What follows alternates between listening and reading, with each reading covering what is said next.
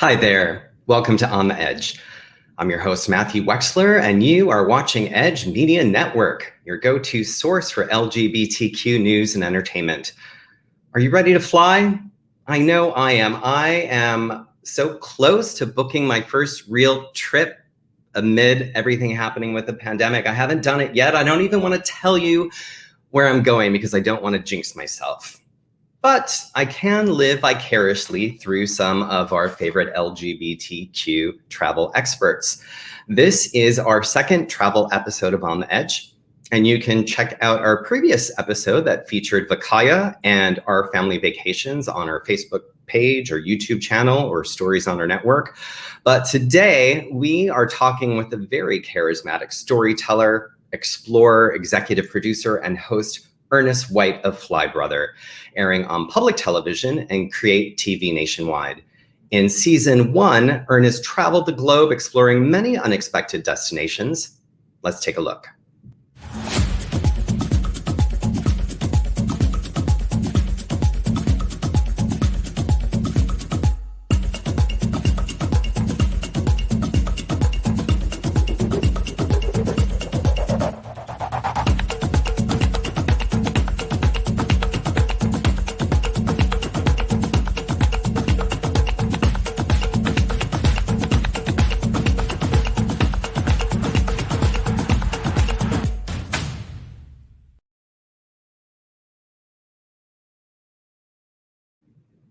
Seriously. I'm flushed. It looks like such an amazing series of trips and events and experiences. I feel like I am experiencing FOMO right now, or maybe it's FIMO because I feel like I missed out and it already happened, even though I've been to some of the places that Ernest has been. Well, who wouldn't want to travel the world with Ernest White, that voice? And if you have questions for him today, I encourage you to pop into the chat. We're live and hopefully he'll be able to answer them for you. So let's do it. What does Ernest have to say about the world of travel and where he is headed next? Ernest. Hello, Matthew. Thank you so much for having me. I really appreciate it. Oh my gosh, thank you so much for joining us. I just got like the little groove of your reel there. That music track is so much fun. I can't wait to hear more about Fly Brother, but I feel like first I would love to know just a little bit of where you got the travel bug. Did you travel with your family when you were younger? Where did that first little interest in travel come from? I did travel a little bit when I was much younger. I grew up in Florida in the 80s. And so my parents were teachers. They had a longer vacation than maybe most working parents. And so occasionally we'd do a lot of road trips. We'd go down to Orlando, which was super close. And one of my favorite places to go was Epcot Center, which one, classified me as a nerd, and two, allowed me the opportunity to really explore some of the national pavilions that were there and just engage with the employees, some of the folks who had come over and were doing internships from all the different countries represented, Norway and Mexico and France. And I was a little 6 and 7 year old talking to, 18 and 19-year-olds from all these different countries. So there was that kind of atmosphere of global awareness. And I also, again, was a nerd. I loved books. I loved reading.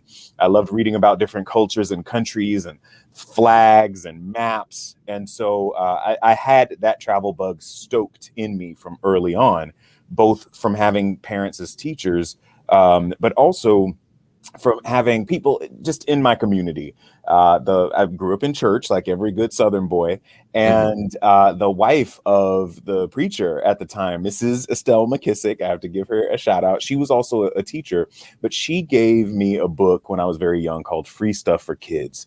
And in that book, you could order all kinds of trinkets and little toys, but you also could send off a postcard and get in the mail, this is pre-internet, obviously, brochures, pamphlets, maps, posters from cities, countries, regions around the world. And so I would send off for just stuff from all over and received books from Singapore and Monaco, which came in a letter sealed with wax, things that were just super outside of my day-to-day experience again as like a kid growing up in North Florida.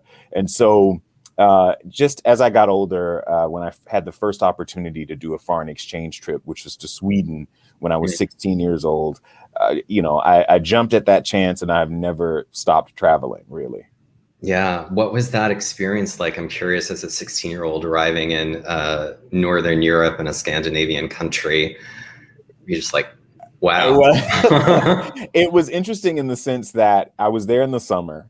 So it was very sunny, just like Florida. There were mosquitoes, just like 20 Florida. hours a day sunny. 20 right? hours a day, exactly. I was just south of the Arctic Circle, actually. We could drive up to it, and we could also drive over to Finland. We were just that far north. But it was, wow, I would say, at 16, on some level, you're not very aware of what's happening. But on kind of that subconscious level, you're just doing things that are new and different, and you're constantly expanding, and you're not necessarily thinking about what could go wrong, because it wasn't something I thought about. And so it was just amazing to be in a place where I could be new and in a place of discovery all the time. And that's kind of how it was for me. And I've sought that ever since. Yeah, it sounds like from those first early experiences that the bug was really about exploring the world and sort of this international sort of feel, I guess, from maybe Epcot and then the exchange program, rather than, and we'll get to season 2 of your series, but rather than domestic travel. Were you more interested in sort of what was happening overseas than getting to New York or Chicago or LA or cities in the US? I think that's a great question, because I actually do remember having books that I would check out from the library. I used to want to be an architect. I love architecture and buildings and that kind of thing. Mm-hmm. So there were a couple of guidebooks at the time that were very illustrative, with pencil drawings of the architecture of New York, of San Francisco, of Chicago, actually. And so I think on one hand, yes, I was enamored of the different cultures and languages of places around the world. But I think when it came to the layout of cities and how the energy of cities, that did attract me to U.S. destinations.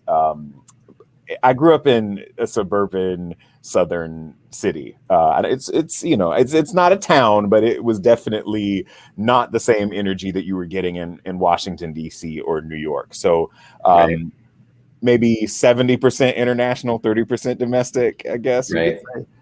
Yeah. I mean, I didn't really travel much. I mean, I traveled with my family domestically, like you. We'd go on trips, over the summer to DC or to visit family. I remember my mom sent me, when I was in 7th grade, out to Colorado. Wow. They wanted to kind of toughen me up. And so I did like this camping trip, but then I got bug bites and like skipped a hike and went shopping in Estes Park instead. I found all these journals when I was home. I was like, oh, it was all in the writing.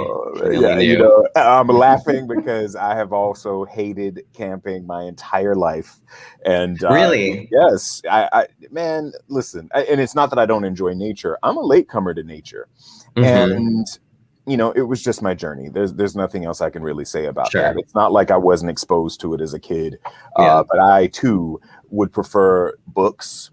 I preferred, again, that human engagement, which you didn't necessarily get when you're outdoors. And there was something about, I don't know, I felt kind of forced to do it. And just to say, I feel you, even though I've never been a big shopper, but I would rather go to a museum or a cafe. Right. And I'm talking about at 10 years old, I'd rather go to a cafe. Yeah. Well, it's interesting, and it's a great segue to talk about the first season of Fly Brother, because you go to some pretty, I don't want to say challenge. Well, that's you in San Francisco, which is gorgeous. Yes. But to some really interesting places that might not be on the typical American traveler's top of their list, like, London or Paris or whatnot. So tell me, how did the series come about? So clearly you have this bug, you have a lot of creative background in different mediums, and then you're like, oh, let's put it on film. So it was absolutely not like that. It was never that easy. No, and I was completely against the idea from the very beginning. Wow, I was going to write literature, my entire life. So I got my MFA in creative writing. I did start, I moved abroad early on. Well, not early on. I moved abroad after university, after graduate school, actually. 2005, I moved to Colombia and I lived there for 4 years as a teacher. High school and university levels. I was teaching English and social sciences, again, nerd. And it was also the family business education while I was waiting for that big book break. And in the meantime, I was keeping a blog at the time, which again, mid to late 2000s was pre-Instagram. And so people were still reading a bit. And I was writing about my experiences living in Colombia as a Black American, as a Black gay American. And I eventually kind of shifted over from my personal experiences into talking about how to travel better, how to travel more, and also what it was like, what expat life was like for me, which are two different things. It's one thing to be based in the States or in another country and then to go travel for a little bit. It's something else to pick up and move. And so I was writing about all of these things, and a buddy of mine and that's where the name Fly Brother came from. I just kind of figured it was a cool name for a blog. And then eventually a buddy of mine from college, I was living in Brazil at the time, working as an editor at Time Out magazine. I had moved into journalism full time. And he was like, man, listen, I'm co-owner in a small startup cable network. And I think you're a great writer, you tell great stories, you've got a good look and voice and all of these things. We'd love to help develop a travel show for you. We can't pay you, but it'll be non-exclusive and we'll help you learn how to bring in advertising and all that. And he was a good friend of mine, so it wasn't, they weren't trying to take advantage. But I still was like, no, TV, what are you talking about? Like, I'm not going on TV. That's not what I'm here for. I'm going to write, and I'm going to be a novelist, and I'm going to have a career as a writer and a novelist. And the universe was like, and every other door in my life closed until I was finally able to, which at that point I had been a travel journalist for a good 10 or 15 years, to able to leverage my connections in the industry to pull together an interesting slate of destinations, a combination of places that people do go to often, or at least, Stockholm is probably one of the biggest destinations on that first go list. But then other places that were just very interesting to me that I felt connected to because of having really experienced that human connection that I felt was important. And so when I did consider, Cape Town, that's another big touristy place. When I thought about what I could do that would be interesting, again, I love architecture. That's not really a mainstream interesting topic for a lot of people. I'm not a foodie. I used to be 360 pounds. So, I was a fatty. I enjoy food, but like the gourmand aspect, it just wouldn't be authentic to me. So I was thinking what would be authentic that would still engage the audience from a thematic perspective. And that was where I thought about like, well, I've been to all these places. What is the constant? The constant thing is that I've been able to meet and engage with phenomenal people all over the world. And now we've got the technology that lets us stay in contact with each other. You meet somebody at an airport, you have a great experience, you exchange information, you're on your phones, you're on, all the social medias, and you can really build out a global village that way. Whereas before you would meet someone and then that was it, or you would, talk to them once a year on a $6 a minute long distance call, or maybe a postcard or a letter. But now we really have the opportunity to engage across background and boundary. So that is where the show came about. I'm curious, you talked about your writing background and having this MFA in creative writing. I'm curious how that sort of informed your storytelling approach to conceiving the episodes. So they're about a half an hour long and sort of beautifully produced and edited. So were those wheels kind of turning when you thought of just what the narrative arc would be in each of these places? They're always turning in that regard. And I would say the MFA is one aspect of it. But again, I was reading books from an early age. And so it's that whole lifetime of imbibing story as, you know, in the written word as well as film and television, and growing up watching old movies on HBO when I was a kid, you know, because back then they didn't have a lot of first run movies except at night. So I was watching, you know, Rita Hayworth and Betty Davis and all, you know, all of our stars, Lena Horne, and able to kind of pull from that as well. And I really appreciate having been programmed with all this phenomenal traditional forms of storytelling, plus culturally coming from a place where, you know, my grandparents would tell stories, my parents, and so just to be able to inject everything we do with all those different types of stories. Right. But, so you said you didn't camp, you know, and I get the impression that, you know, you love sort of cultural cities and whatnot. But this photo that we have up, I think you're in Mongolia here. Yes. All right. So that looks like a sort of an extreme kind of destination. What was that? What was that trip like? So I spent one night in a yurt. Okay. That's key word. One was enough. One. Yes, it was. And it was an amazing experience. And I was absolutely happy to get back to my hotel room. But it was enjoyable. It was fun. We hiked. And I love going outdoors. I just want to be able to go back to my own kind of cozy cocoon at the end of the day.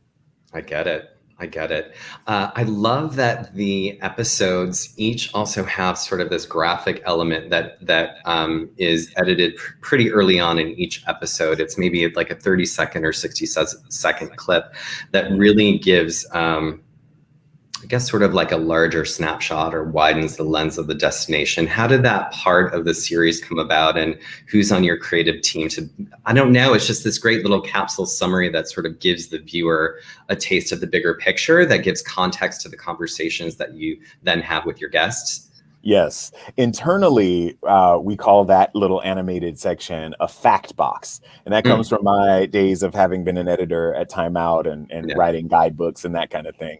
And it was a way of injecting needed historical information into just contextualization as well into the story.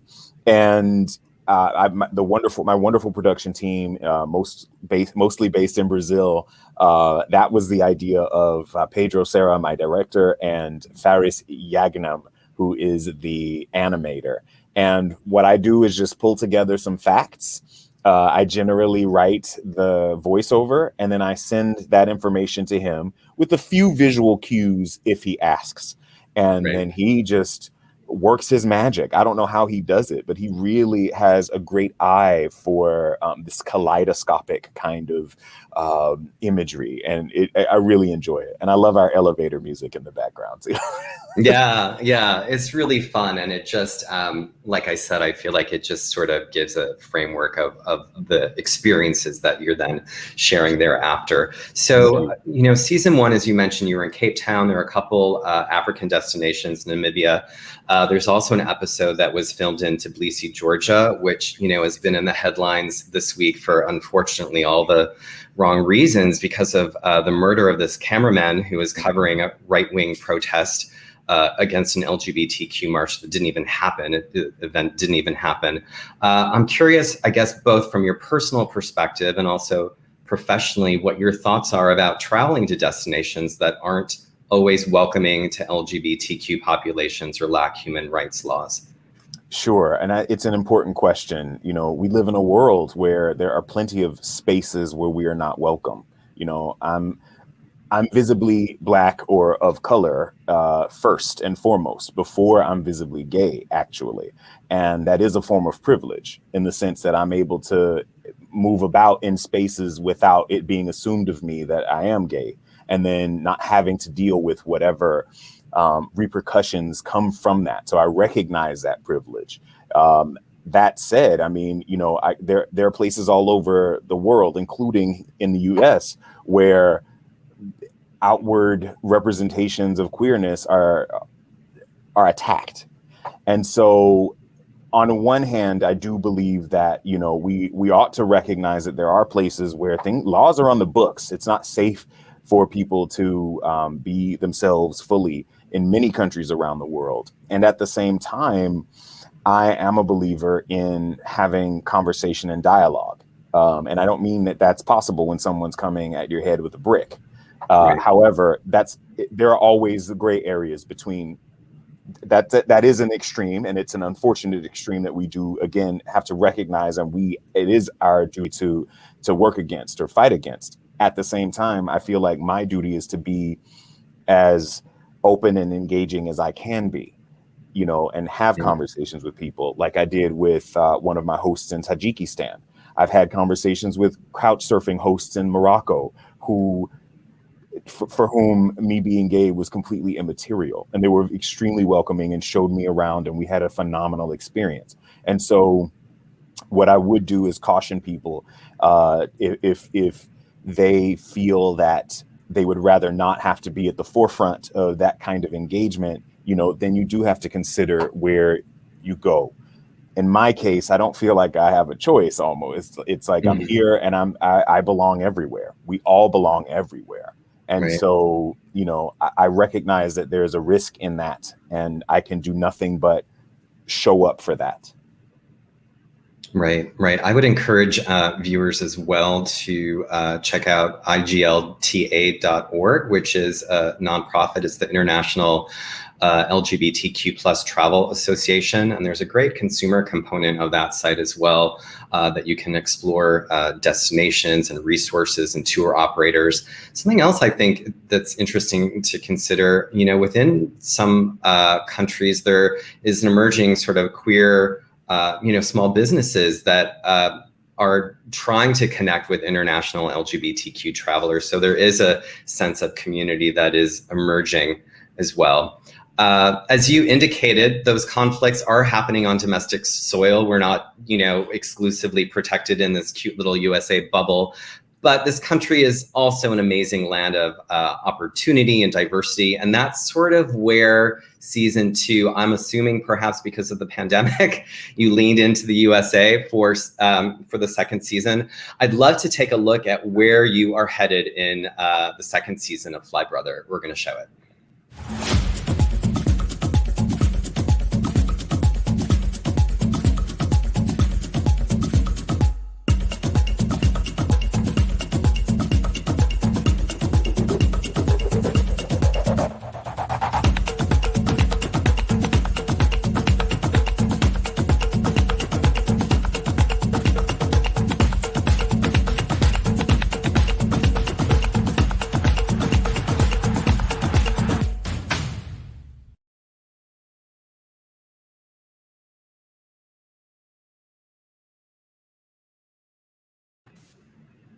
You're so charismatic, Ernest. You're just like see, my problem is like, I don't come off that friendly. I'm not sure I could pull it off, like to go meet strangers, but you just have such a warmth about you. And what's cool about that preview is like, that's one country. That's the United States of America, right? Yes, man. I mean, there's a lot out there. There is. And so obviously your assumption was correct. Because of COVID, we decided that it would be easier for us to produce a season by focusing on U.S. destinations. And we were able to film this in 2.5 months between the end of April and pretty much last week. I don't know when people are going to be watching this, but that would be the beginning of July. And we basically, it was a phenomenal experience doing so. Things were still shut down in a lot of places. We had to take PCR tests frequently. And of course, I ended up becoming vaccinated just beforehand, and my crew were vaccinated while we were traveling. And at the same time, we wanted to explore the depth and breadth of the United States, which is this is a nation of nations. It's a place where we are all from. Well, most of us are from some other place when you go back a couple of generations. And I think that's important for us to remember and recognize that we all belong here, that we all have a place, and that we should really just kind of get along with each other and enjoy each other. And so in season 1, I was filming, I suppose, kind of reluctantly and, with a slight attitude about feeling like I had to do this show because, nothing else in my life was working out. For season 2, I really leaned into the joy of it and how I could have the most fun possible and help the crew and the people who we were filming with to have the most fun possible. And I guess it's evident in just the teaser where I was doing the Broadway flourish on a lava flow in on the island of Hawaii. We just tried to have as much fun at a time when we need it, pandemic, social unrest, elder Asian Americans being attacked in the streets, like all kinds of things that really are begging to be, I don't want to say fought against, but transformed. Right. So there are some, I guess, more familiar destinations. I think you go to San Francisco, as you said, you were in Hawaii, Detroit, and then you went to Newark. Yeah. Who knew? Well, first, Newark has a very large airport, so it does. I've been to it many times. Yes, I'm sure you have swiftly. I might add. But I don't want to diss Newark because I'm genuinely interested. Like what I remember, being on a United flight. I think it was a United flight, Hemispheres magazine. They do the 3 days wherever. And I'm pretty sure one of the cover stories was on Newark. And I was like, oh, this is interesting. So what was your takeaway from Newark? Oh, wow. Newark has amazing architecture, wonderful green spaces. I think most of its parks were designed by Frederick Law Olmsted, who did Central Park and Golden Gate Park I didn't know that. Francisco. You have an amazing food scene. We go to a phenomenal, healthy soul food place where they use organic items and even have some vegan options. We go to a phenomenal Portuguese restaurant in the Ironbound district. We were really able to kind of get under the hood a little bit and to see that it's wonderful for a day trip from New York City or even a weekend away. And the people there's a great kind of burgeoning art scene with a lot of young people. There's this really kind of vibrant energy. It's a city on the forefront of transformation. It's had an interesting and tragic history in some ways, but in other ways, it's always had, as Evita Robinson in the episode says, good bones. And I think it's definitely worth going there and spending some time. And it's not that far outside of New York City. So. Well, no, and that's why I wanted to ask you because, New York City is obviously a hub for many LGBTQ travelers or people who live here, but it's a bucket list destination for other queer travelers, both in the US from around the world. And the idea that, you can take a 20-minute train and do a day trip out there, or if many international flights are coming in and out of Newark, so you spend an extra night and sort of experience that city. I thought it was pretty cool. And Natchez, Mississippi was another destination that caught my eye where I thought, why did Ernest go there? So I had gone to Natchez on a press trip a few years before. And it was on a whim. I was asked to write an article for Passport magazine, which was focused on baby boomer travelers. Not the other Passport, the other Passport magazine. Got it. And so also baby boomers. And we love them. And I went to Natchez.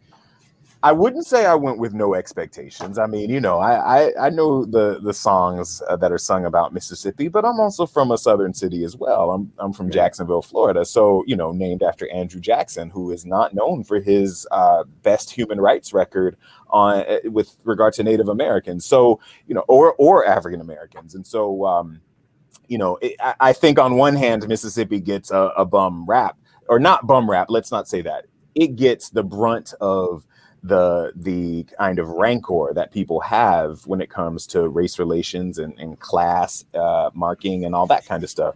That said, it's a place where you have people who are so invested in connecting across that historical divide, who really are interested in telling deeper stories. And you do feel welcome and at home. I did anyway. And it was an honor to go back, to be working with the team there at Visit Natchez. They really create magical experiences just by putting you in contact with great storytellers, people who either are from there, Natchezians, or who move there, Natchusians, as they say. Oh, wow. Good to know the difference. And yes. And so as a lover of history, Yeah. as a lover of culture. Mrs. Oh my gosh. Mrs. Corey, I'm probably going to get her name wrong. I do apologize, but she runs a B&B in a former slave quarter. And we talked about the fact that you have to reclaim some of these stories, that we have ownership in all of the places we have been, all of the places that our ancestors have been, that the beauty through challenges, through whatever circumstances might be, the fact that people showed up and did the best that they could do, and the fact that those places remain for us as testaments to the resilience of people throughout our nation's history. That was something that helped me kind of reevaluate my own relationship to the United States. Yeah, I mean, we're living in a complicated time for sure, but you've been to some incredible places across the U.S. I'm curious. I would assume that you probably have your packing kind of routine down, or do you have any tips or tricks for, we're all a little bit rusty getting out? Do you roll your clothes? That's a big travel writer thing. Everybody rolls. Yes, I do, actually. So do I. So, I mean, I roll, I carry, and sorry, before I forget, I actually it's Deborah Cozy in Natchez, just in case people are interested. Sorry, but back to the rolling. Yes, I roll. What do I do? I take a pack of Hanes undershirts, V-necks, so easy shirts that I can throw on when I'm out and about. I carry a couple of button downs and then a few pair of pants. The issue with me is always shoes, because I wear a size 13. Those are not easy to pack. And I would say a big challenge for me was carrying clothes that are acting as wardrobe. It's one thing when you're going someplace and you need to, and you're going to wear clothes for your vacation or whatever. It's something else when you have to wear 2 or 3 outfits one time, and then that's it.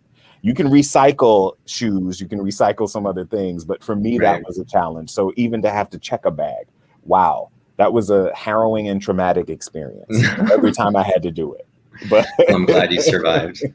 You look no worse for wear, that much I can tell you. I appreciate it. It's getting so you have a sister company called Presidio Pictures, which is also doing some creative development of some projects. Are there any little nuggets that you can drop of things that you have in the works with that company? Sure. So we do, Presidio Pictures focuses on BIPOC, LGBTQ+, and over 60 senior elder narratives, which are all stories that have always existed, but whose voices haven't been amplified as much as they deserve to be.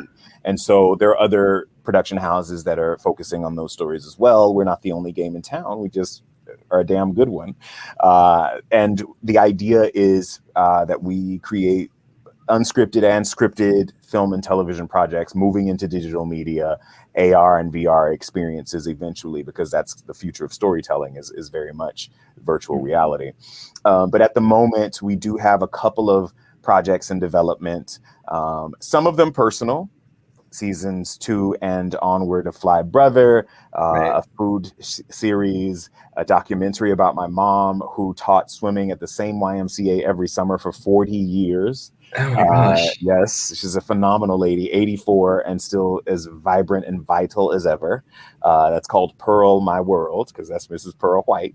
Wow. Yes. And then on the other side, we are doing we have a series called Ageless with Dr. Wendy Ross, where she shows people, mostly women, that they can live phenomenal lives at any age. We're working on a series that deals with the Afro-Canadian experience. And we're also developing a wonderful, something that I care about. It's a scripted drama series. It's a romance between 2 guys. It's called Pull. And they meet at a coffee shop. Their eyes lock, and they've never seen a person so beautiful, but they don't get each other's contact information, and they end up going their separate ways, and they start to fall in love with each other, and they have to follow their hearts to get back together. So that's one of the things we're working on. Meeting in a coffee shop, like in real life, that sounds so foreign to me. Well, I mean, it's been a while, hasn't it? It's been a while. I know. There was a place, I've lived in New York so many years. There was a famous coffee shop in Chelsea when that was the hot LGBTQ neighborhood called Big Cup.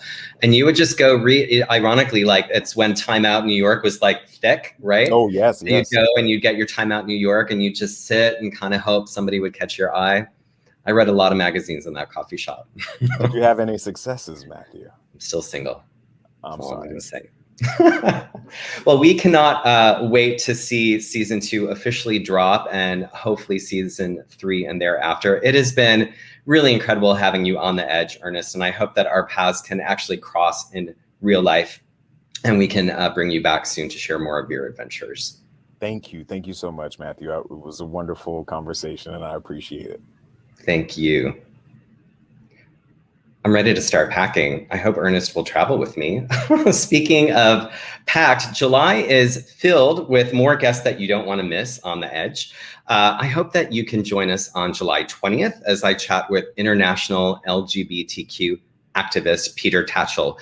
He is the subject of a new documentary called Hating Peter Tatchell, and it is an interview that I'm telling you, you do not want to miss. And then on July 27th, we have singer-songwriter Ryan Casada joining us as part of our Living Sober series that we are producing in collaboration with Recovery Unplugged. We're going to be talking with Ryan about how music has had a profound impact on his life and sobriety. Of course, you can always tune into edgemedianetwork.com for all of the latest news and follow us on the social media to see all those breaking stories first. Until next time, I am Matthew Wexler, encouraging you to live on the edge.